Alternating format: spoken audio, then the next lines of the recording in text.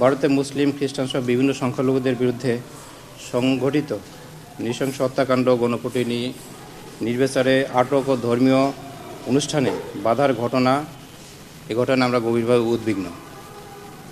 এ মাসে আপনি যেমন বলেছেন, ভারতের উড়িষ্যায় একজন মুসলিম যুবক জুয়েল রানাকে নৃশংসভাবে হত্যার ঘটনা ঘটে।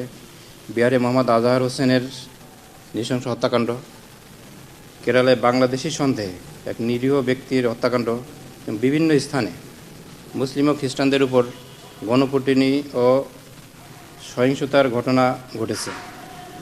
গত সপ্তাহে খ্রিস্টানদের বড়দিনে ক্রিসমাস উদযাপন উপলক্ষে ভারত জুড়ে তাদের প্রতি সংঘটিত সহিংসতার বিষয়ে বাংলাদেশ গভীরভাবে উদ্বিগ্ন।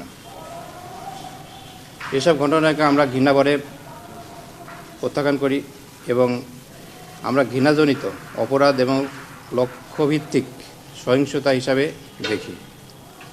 আমরা প্রত্যাশা করি ভারতের সংশ্লিষ্ট কর্তৃপক্ষ এসব ঘটনার নিরপেক্ষ তদন্ত করবে এবং দোষীদের বিচারের আওতায় আনবেন।